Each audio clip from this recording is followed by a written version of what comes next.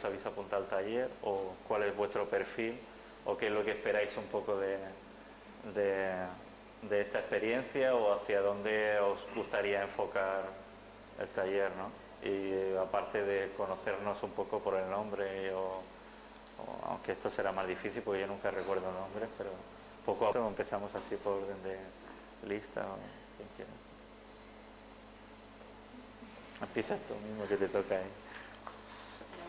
Debatir porque ahora mismo todos tenemos software propietario, mismo tienen software propietario, y por qué pasa esto y hacia dónde vamos con esta configuración y demás, ¿no?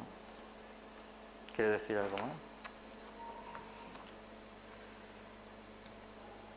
Yo me llamo Rosa y bueno, soy funcionaria de trabajo. ¿No? Creo que desde el punto de vista político quiere decir a lo que se dedican los políticos, ahí vamos a poder entrar muy poco, porque base de la política es que un político hace política para sí mismo, no hace para los demás. Entonces creo que en la base del software libre, precisamente, a la Comunidad Valenciana seguramente le obligaría a tener que ir a hablar con la parte del proyecto que se ha hecho en Extremadura. Esa es la filosofía de colaboración y la filosofía de trabajo para poder desarrollar. Tendrían que ir a Extremadura y decir, bueno, vamos a ver vosotros dónde habéis dejado el trabajo, que creo que es lo que está haciendo Andalucía, o cómo podemos colaborar para, poniendo parte más de pasta, traducimos al valenciano, pagamos nuestra cuota y seguimos colaborando con vuestro proyecto, que es lo que ha hecho el gobierno brasileño. Es decir, bueno, pues en Extremadura ya están trabajando, hay otra gente que está trabajando con proyectos chinos o tal, pues lo más fácil es trabajar con proyectos que estén cercanos. Entonces esto obligaría a un gobierno del PP a ir a un gobierno regional de Extremadura y decir, bueno, ¿cómo habéis hecho? Pero claro, esto es reconocer como que ellos han estado haciendo algo que ellos hasta ahora no se han atrevido a hacer. En ese sentido hay como una imposibilidad política que de momento no se resuelve.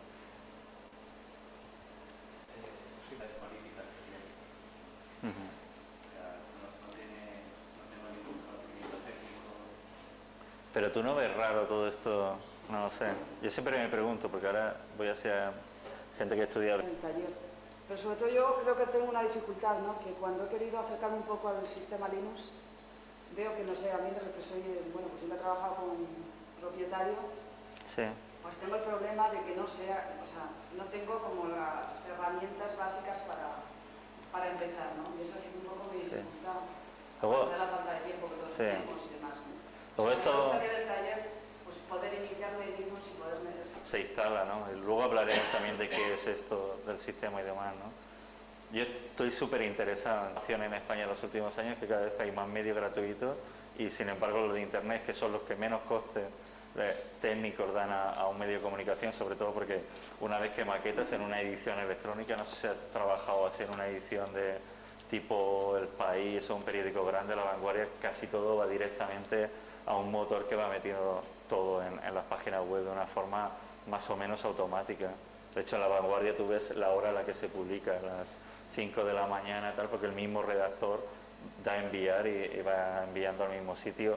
A la vez que se envía a plancha, se envía a otro lado y tal, ¿no? Pero es una paradoja que hay sistemas súper sencillos de montar, luego ya veremos así Weblog o tal, que son muy sencillos de montar y se lo monta uno mismo. De hecho, en Estados Unidos una de las grandes...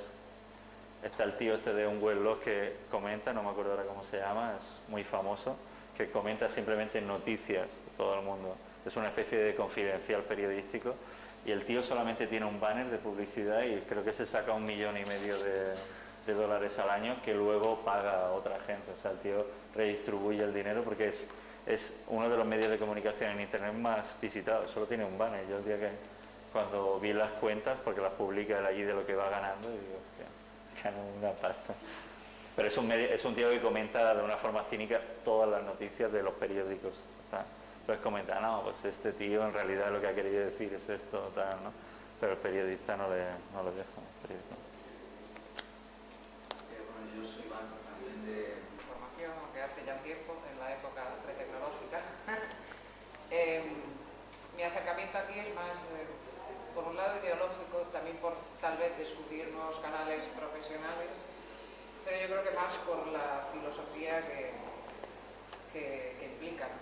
aunque a nivel informático mis conocimientos son a nivel puriquito usuario y en un entorno propietario, o sea, yo trabajo con entorno Macintosh y utilizo la internet y la informática como herramienta de trabajo, no como medio de expresión de momento, que sí me interesa. Sí. Bueno, básicamente es una herramienta, muchas veces que hablamos es herramienta.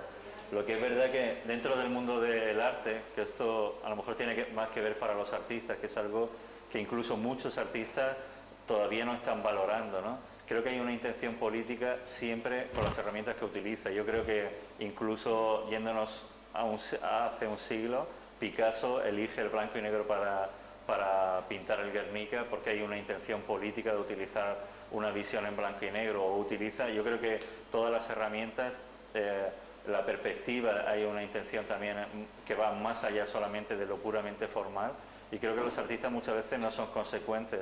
Ha habido una explosión, hubo una explosión con el tema, por ejemplo, de Flash como herramienta de expresión.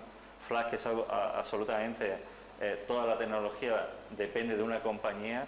Tú no puedes estar haciendo, yo me he encontrado trabajos incluso con un trasfondo político muy potente y todas las presentaciones están hechas en Flash. ¿Qué pasa? Que cuando Macromedia está bajando en la bolsa, cambia su player y obliga a ir a todo el mundo a la página de Macromedia a descargarse el nuevo player para el Flash.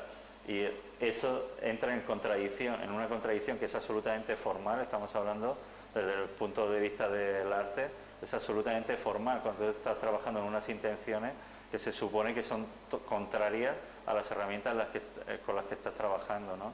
Creo que esto lo podemos discutir porque esto es un tema muy amplio, pero que durante un tiempo ha sido como un caballo de batalla, y para gente desde el punto de vista incluso más formales ha sido un elemento de discusión durante el tiempo que ha utilizado. Yo creo que hay muchísimo más allá de esto. Estás utilizando muchos de los que diseñan o empiezan a diseñar en escuelas de diseño, pasó con los CDs, hubo una explosión de la gente que diseñaba CDs. Recuerdo el gobierno de Francia, que se había quedado detrás en todo el tema de internet, puso muchísimo dinero para dar becas a artistas para desarrollar CDs, porque ellos decían que era el metamedia, ¿no? Un nuevo medio de comunicación, un nuevo formato más allá del libro. El CD, ya cuando nace comercialmente, es una tecnología casi obsoleta, porque todo lo que puedes tener en un CD, al no ser que sea un medio de transporte, es una tecnología que lo único que hay es un medio de almacenaje, pero como formato no ha tenido ningún tipo de significado. Yo, de hecho, tengo una bolsa ahí ahora que me he traído de artistas que estuvieron diseñando CDs con buenas becas, o sea, CDs impresionantes, que todo se puede hacer desde internet, porque al final es un contenedor. Incluso yo creo que esto saldrá estos días, qué significa un ordenador o qué es. Yo creo que lo interesante de lo que vamos a estar hablando son formas de comunicarnos y formas de colaboración, y esto es específicamente cuando tú estás en red. Es muy diferente. Otra cosa es que tú tengas un contenedor en tu casa, tengas disco duro o lo tengas en cualquier sitio. Keith Fantin, el artista que funda Irrational, que luego veremos a lo mejor algún día algún tipo de proyecto, es un personaje como mítico dentro del mundo del NetArt. No solamente no tenía contenedores, ordenador, nunca ha tenido nada. Durante 6 años no tuvo casa, no tuvo ningún tipo de propiedad y no tenía nada. Es una forma de vivir la que tú te puedes mover, ir a Marruecos, encontrar un cibercafé que vale más barato que aquí, hace un año valía menos de €1, 2 horas de conexión así, conectarte allí, si necesitas un programa, bajártelo, necesitas una foto, está en cualquier servidor que tú tengas en cualquier sitio del mundo. Entonces es otra forma de trabajar. Ves tu email, mandas cosas, recibes, necesito un papel del banco, le mandas un email, lo recibes. Tenía todo lo que es en un servidor y tenía una forma de vida absolutamente, o sea, no tenía nada, ni siquiera. Se había comprado un traje que llegaba al hotel, se lava y se secaba en 5 o 10 minutos, un traje especial. No tenía nada, ni ropa, nada. Y se puede vivir, y vivió durante 6 años, invitado a conferencias, invitado a exposiciones, viajando todo el tiempo. Esto que también es como un artista de más o menos éxito, entonces te van invitando y te vas quedando en hoteles o en sitios. También es verdad que Heath, cuando él iba a un hotel, canjeaba el ticket del hotel a otra persona y con ese dinero vivía en otro hotel más barato mucho tiempo. Os recuerdo un taller cuando llegamos a Angar, a Barcelona, que era aquello de la Trienal, y Angar había comprado una serie de equipos súper nuevos, un Pentium 4 súper bonito y tal, ¿no? Entonces llegamos allí y Heath y yo lo primero, hostia, han comprado pero solo hay 7 y tenemos 25 personas en el taller. ¿Qué hacemos? Dijo Heath, no sé, camélate tú al director de aquí de Angar o tal y vamos a vender uno de estos que acaba de llegar, que está embalado en la caja, y vamos a la tienda y compramos 10 o 12 ordenadores baratos. Y al final, bueno, después no se podía hacer porque administrativamente no se podía hacer, pero alguien sacó el dinero para decir, bueno, este ha costado 150, te doy 100.000 pelas más y apañado. Compramos 8 o 9 ordenadores porque al final, bueno, esto hablaremos durante todo el tiempo qué significa un ordenador, incluso una máquina, ¿no? Pero... No, bien. No, que yo entiendo todo esto que dices, pero yo soy como, bueno, yo pertenezco todavía a la era del papel, o sea, estoy aquí como de descubrimiento. Pero yo reconozco que a mí me gusta el formato papel para mi trabajo, que supongo que no necesariamente tiene que ser incompatible. No, yo leo libros. O sea, me refiero a medios de comunicación y a la comunicación escrita, vaya. Digo que me gusta leer libros, sin embargo, creo que a lo mejor es un defecto de leer la noticia todos los días en internet. Es verdad que ahora cada vez leo menos periódicos, o sea, un periódico formal me lo compro cuando vas al café para comprártelo. Me gustan los que se hacen, que conste. Investigación dentro y posibles usos aprovechando la filosofía, pues aquí estoy, ¿no? Para aprender de la mía y tal, y también pues con la función de ayudante, pues estoy ahí también en el Media Lab, ¿no? Para ayudar para otra. Bueno, Abelardo más que ayudante es un poco el coordinador del taller, entonces es a quien hay que darle la brasa un poco para... También Alfredo, que está también un poco integrado con esto. ¿Eh?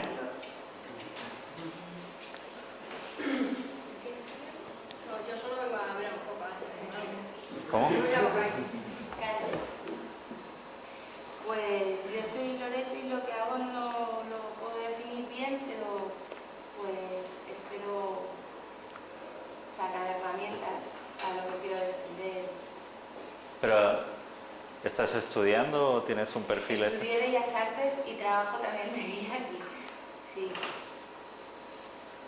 Pero vamos, no pretendo aprender cosas a ser mejor estudiante de Bellas Artes ni mejor guía. Me llamo Lida, he estudiado Bellas Artes, soy mexicana, programas de diseño y un poco más. Yo soy Eric, soy técnico de sonido informático. Estoy en un proyecto que se llama Debian, que es un proyecto de software.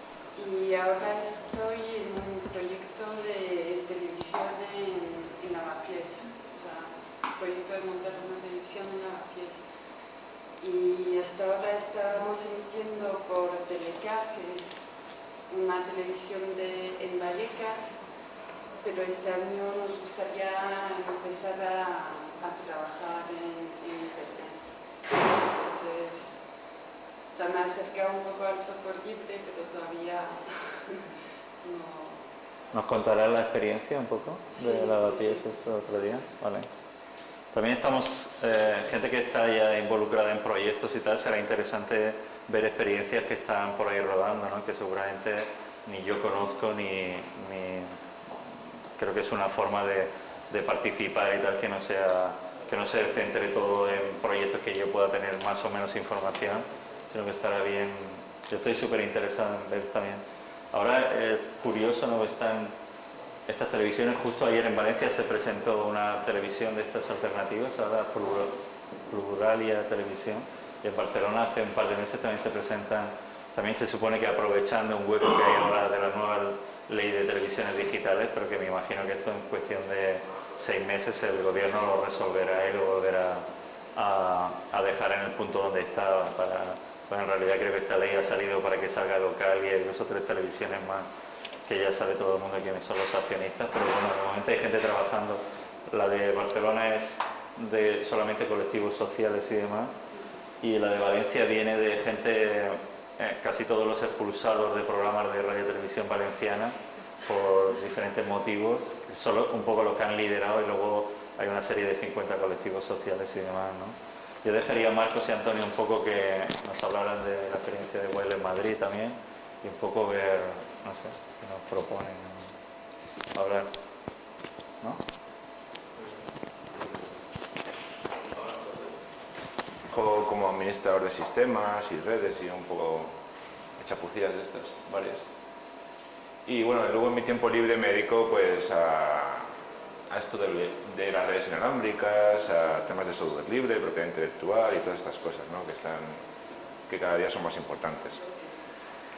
Y bueno, hoy veníamos a hablaros un poco a que entre todos conozcamos un poco más la tecnología inalámbrica, qué es, qué se puede hacer con ella, para qué está, para qué no está, y un poco contar qué hay alrededor de todo este mundo, que parece muy técnico, ¿no? Pero que cuando te introduces en él, pues no lo es tanto.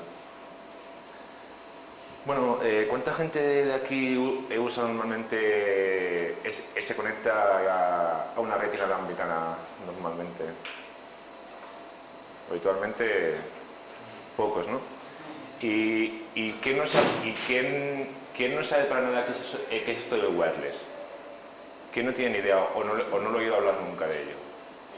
Yo, porque no tengo idea. Nunca habéis oído hablar nada de las redes inalámbricas. Vale, pues tenéis que leer un poco más los periódicos, ¿eh?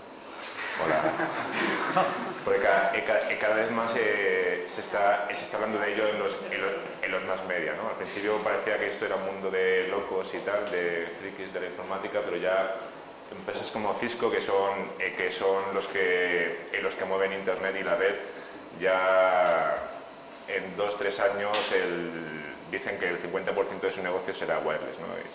O sea, es llevar lo que es en la red de Internet a todos lados, ¿no? A cualquier sitio donde se pueda radiar. Y bueno, pues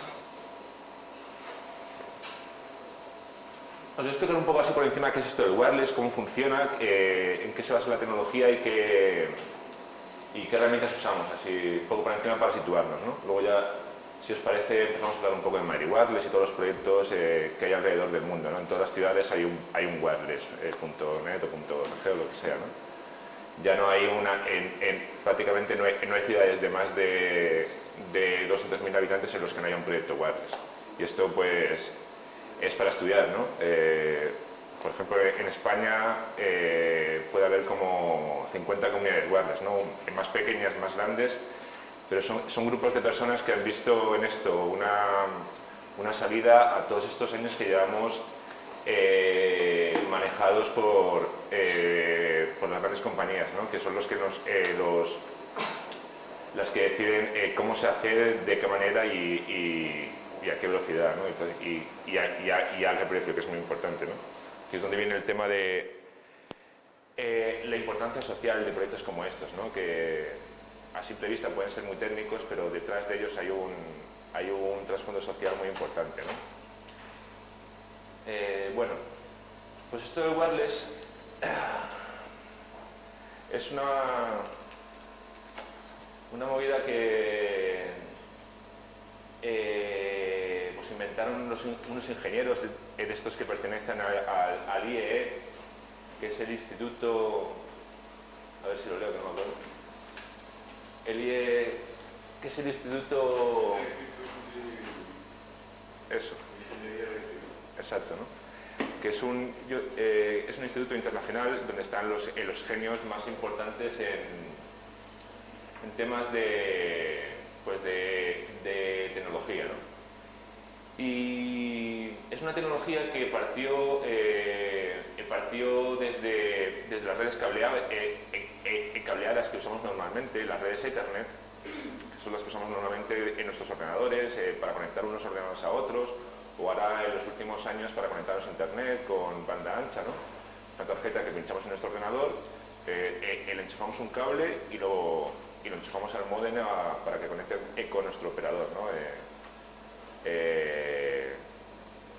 Cualquier operador, iba a decirlo, pero prefiero no. Y bueno, se basan en esa tecnología. En las redes cableadas técnicamente se llaman Ethernet, y esto del wireless es wireless Ethernet, ¿no? O sea, redes Ethernet sin cables. Por debajo funcionan igual, pero llega un momento en que el medio físico no existe, ¿no? A través de ondas de radio, pues se modula la señal y se transmite la información, ¿no? Los operadores que ofrecen internet por radio también, porque bueno, a esto de la tecnología inalámbrica la llamamos wireless, pero wireless es un concepto que no define una tecnología en sí, ¿no? Sino una forma de...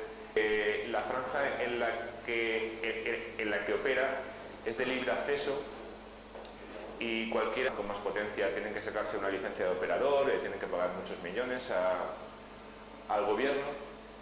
Y luego hay franjas que son para uso ciudadano, para uso... a nodos de Madrid Wireless en unos 50-60 sitios aproximadamente. Luego en sitios que hay cobertura wireless, en un montón más, en 3 veces más, ¿no? Porque cualquiera que tenga un dispositivo Wi-Fi, ¿no? Da cobertura, ¿no? Y normalmente esos dispositivos suelen ser puertas de enlaces a internet, ¿no? O sea, te puedes ir por la Castellana, por cualquier calle, por la Gran Vía, incluso ya por los barrios más pequeños y más estrechos, y puedes ir con un dispositivo, un PDA, una cosa de estas, ¿no? Que es más cómodo. Y ya hay cobertura en muchos sitios, ¿no? Y en sitios como Manhattan, por ejemplo, en Seattle, Portland, en Londres, ya es muy difícil salir del rango de cobertura siempre que estés dentro del downtown de la ciudad.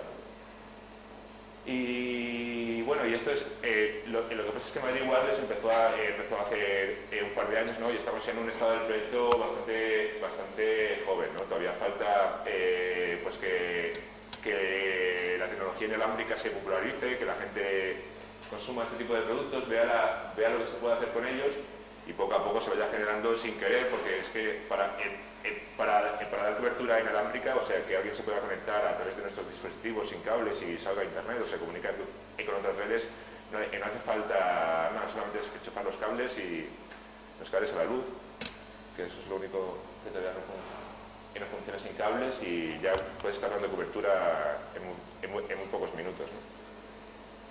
Yo te quería preguntar, Antonio, porque también hay cantidad de grupos web, como he dicho antes, que son muy específicos. Está a lo mejor de Canarias, que es muy diferente la filosofía de unos a otros, ¿no? Hay el típico grupo wireless que es como aquel del bar que piratea Canal Plus, entonces pagan la cuota entre todos los vecinos de arriba y comparten, ¿no? Esto es una forma de ser wireless, una comunidad de un pequeño barrio, pagan entre todos, se hacen una pequeña bolsa, van pagando y tal, pero creo que en Madrid Wireless precisamente hay esta intención social de crear red alternativa. La gente que creó Madrid Wireless y que desde el principio está de Madrid Wireless, bueno, Madrid Wireless es un proyecto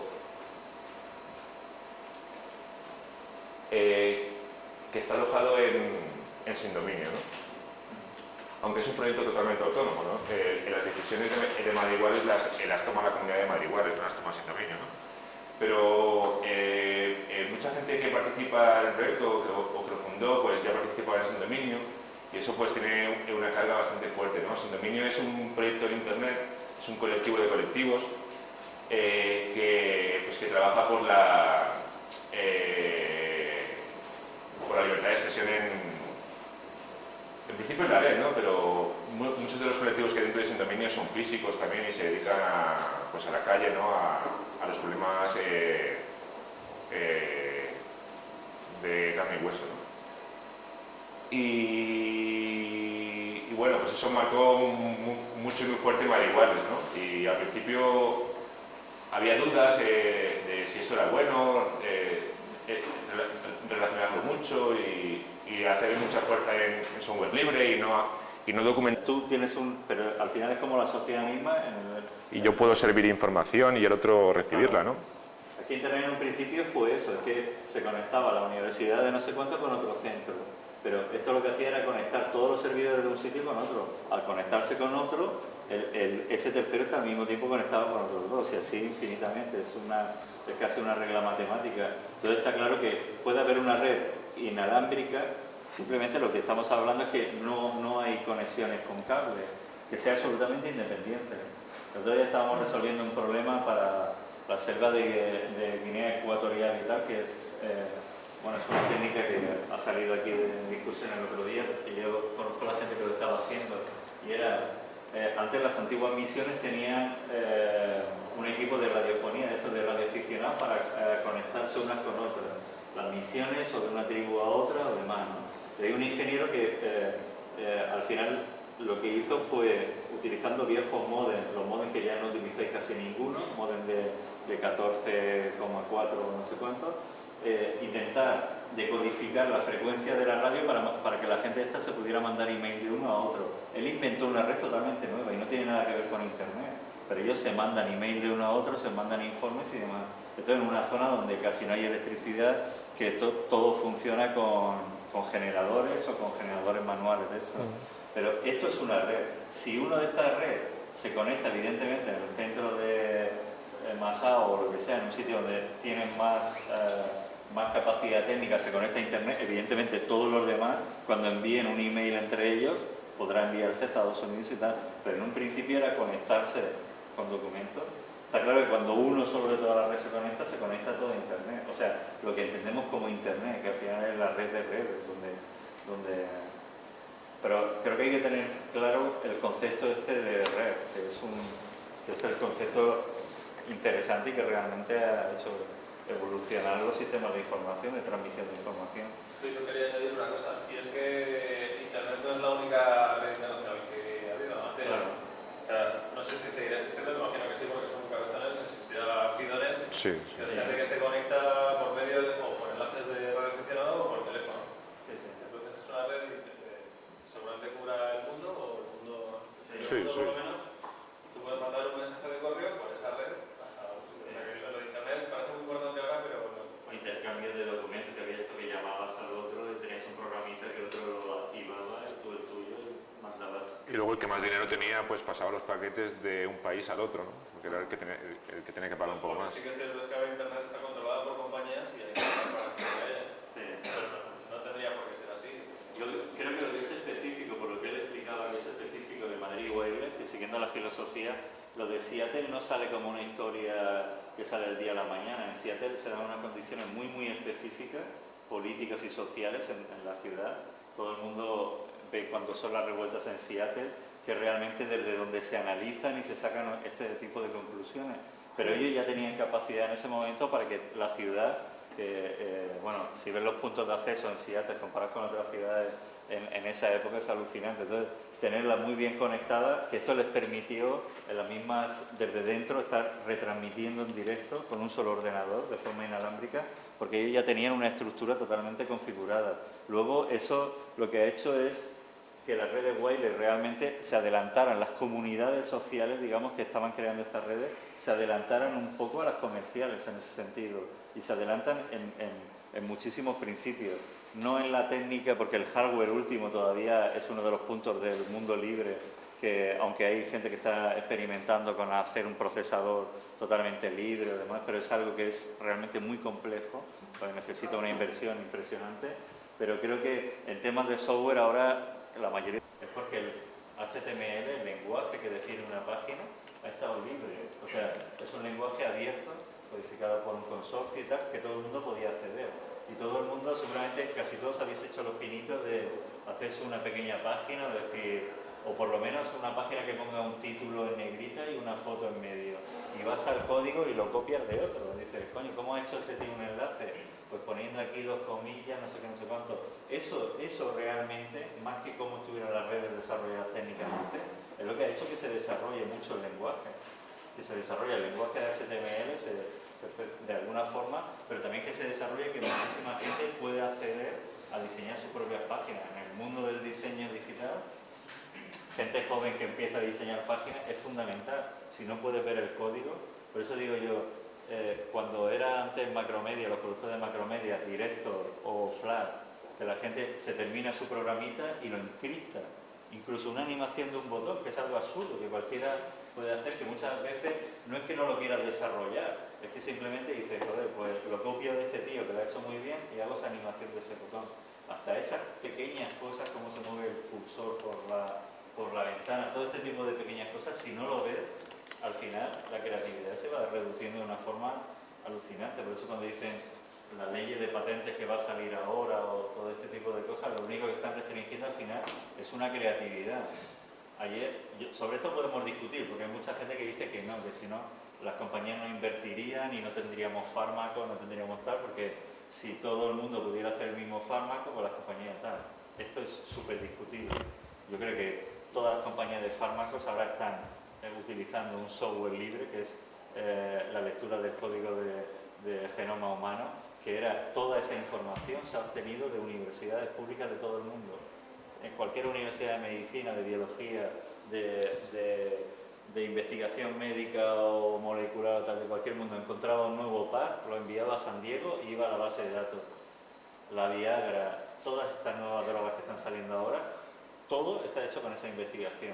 Gente que cogía pares de esa investigación del genoma y decía, coño, esto es para la potencia viril, esto es para no sé qué, no sé cuánto. Y esa combinación la están patentando, cuando la información de origen es absolutamente pública.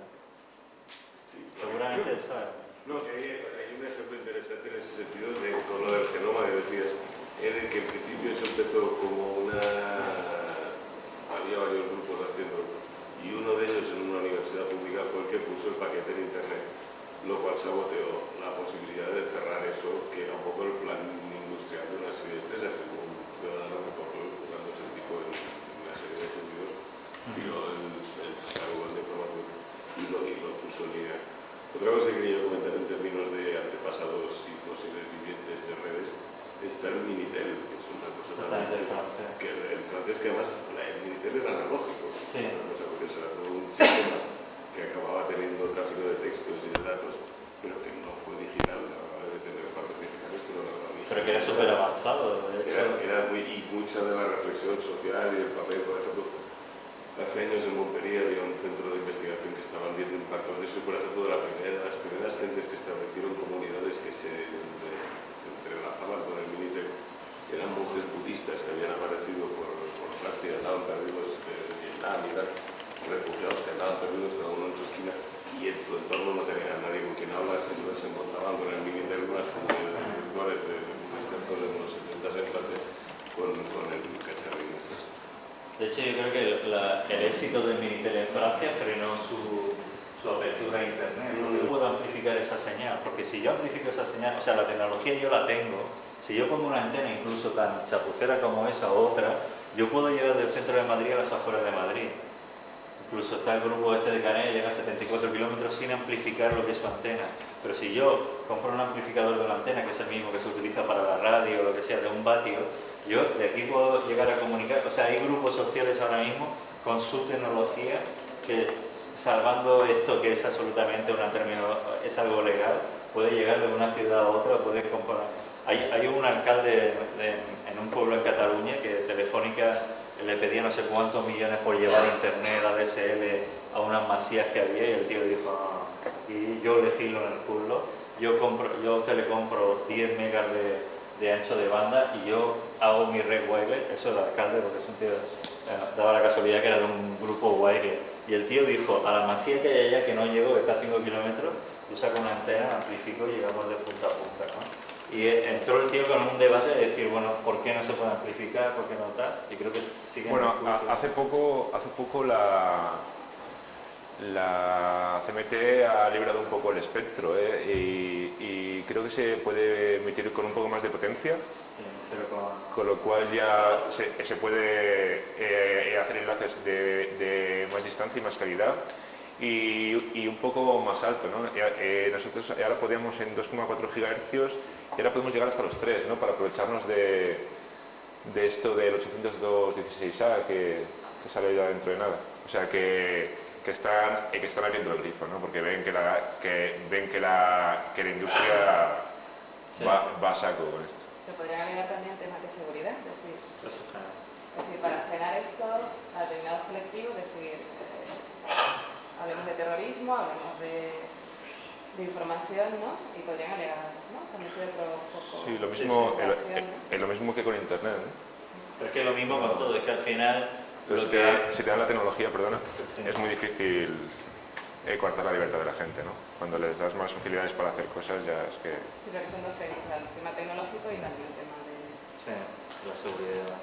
También el tema de la seguridad física, que es que si te enchufan con una antena de pingles con un vatio concentrado y te pilla tu casa en medio porque quieres jugar al Doom con el de la terraza de al lado, si como hay un tema de... duermes en ese punto, igual te estás haciendo un vatio de microondas en la cabeza todas las nochecitas, ¿no?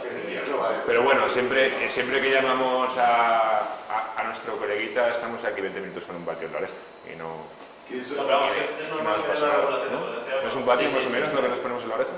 Sí, bueno, hay otra historia también de regulación que es curiosa y en un sentido importante, que es los astrónomos, pobrecitos, están muy vapuleados últimamente, porque la radioastronomía, o sea que hay eso es más que de redes terrestres, es el uso de satélites para retransmitir, pero los satélites, uno de los desarrollos que hay gente que está intentando promover es la idea de tener unos telefoninos de mano que existen con más potencia, que sean más o menos del tamaño de los que hay ahora, que en lugar de ir a la terminal más próxima vayamos directamente al satélite y reciba directamente del satélite, con lo cual tienes cobertura global ya con el mismo cacharrín si hay satélites por ahí que los hay. El problema que tienes es que entonces tienes que aumentar la señal de lo que estás emitiendo órdenes de magnitud, generalmente está bien por ahí, pero también estás aumentando la señal que viene de arriba, lo que quiere decir que toda la radiotelescopia, todo el trabajo de observación del cosmos en esas bandas se va al garete, porque es como si a los astrónomos ópticos pusieras unas luces de feria en satélites colgadas por ahí por todo el cielo, y claro, no podría estar viendo las estrellas porque tendrías unos bombillones ahí colgados que impiden ver. Y resulta que mucha del material ese, si va subiendo de volumen, lo que hace es crear todo un barullo de señal por encima que hace que no se pueda estar viendo más nada de lo que pasa por ahí. Aparte es que se supone que siempre estamos viendo, quiero ser ahora un poco naif, ¿no? Como veo que nadie lo quiere ser, se supone que lo que se legisla para la sociedad, o sea, nosotros hemos votado unos políticos ahí que se legisla en orden a unos supuestos sociales que hay, y la realidad ahora mismo en este país, en muchos países, es que hay una serie de colectivos que han dado un paso por delante de las compañías. Entonces, no sé cómo se puede... Pero de un momento, ahora que lo comentas, quería comentaros que hace poco en el corredor de Lenares, que es una zona de Madrid, ¿no? En la que hay varios pueblos como Pozuelo, Alcalá de Henares, Guadalajara y todo esto, ¿no? Bueno, pues unos chicos de entre 15 y 30 años han montado y han enlazado como 5 o 6 pueblos, ¿no? O sea, un área de unos cuantos kilómetros, ¿no? Sí. Y eso... Pero que digo que va a ser... Eso no lo hacen las compañías porque dicen que todavía el negocio no está... Que no hay mercado, que es complicado, ¿no? O sea... Pero esto es lo que... Es un poco si el desarrollador están sacando Panasonic o demás del tipo de cámara, ellos el siguiente modelo iban incrementando, pero si tú ves el circuito que tiene esa máquina o cómo está hecha toda la ingeniería de la cámara, siempre está de acuerdo a ese prototipo que es el que se hace desde el principio. Esto Apple o casi todos los desarrolladores, lo que pasa es que la informática, antes Sony sacaba una cámara cada año con esas capacidades y ahora la informática va cambiando casi cada 3 o 6 meses, ¿no? Si tú abres la placa del último Apple, es el G5, ves que todos los modelos son exactamente el mismo, lo único que le ponen es más componentes o menos para vender uno u otro. Incluso llegó a pasar con Apple que la frecuencia del ordenador era una que ellos la capaban para un modelo inferior, pero que luego ibas a internet a determinados sitios web que decía suéldale o rompe parte de este cablecito y tú tendrás el ordenador que vale justo el doble del que te estás comprando, ¿no? No sé si sabéis también, voy a dar varios datos y luego si acaso los analizamos. Si sabéis que Intel, por ejemplo, es accionista de casi todos los videojuegos que se distribuyen en el mercado. Tiene un tanto por ciento de todos los videojuegos. Lo que hace Intel por medio de ese accionariado, cualquier juego, incluso esta compañía española Comando, no sé exactamente, pero de casi todos los americanos que ha tenido éxito, cuando llegan a ser un juego que empieza a vender más de 100.000 copias o tal, Intel va y te compra el 10% de la compañía solamente con una intención, es decir, al año que viene, el siguiente, cuando salga el fútbol no sé cuánto, el Commandos 2 o tal, quiero que aumente la capacidad de cálculo del juego. O sea, quiero que el número de la capacidad de matemática de renderizado para que se vea mejor y tal, necesite más requisitos técnicos. Esto es lo que ha hecho la mayoría de gente cambiar de ordenador de un año a otro. Ciertas capacidades gráficas que el ordenador anterior no tiene. Porque estos ordenadores que tenemos antiguos, esos que son más antiguos, o unos más antiguos que podemos utilizar incluso, para la mayoría de usuarios, tiene capacidad suficiente. Esta máquina ni siquiera es un Pentium, es un... ¿Cómo se llama ese otro procesador? Un Celeron a 300 MHz o por ahí. Es como una máquina que ahora es absolutamente obsoleta, pero me gustaría que navegarais en estas máquinas. Estos días veréis cómo navegáis. Estoy seguro que navegáis 3 veces más rápido que un G5 que hay ahí en el Media Lab. 3 veces más rápido.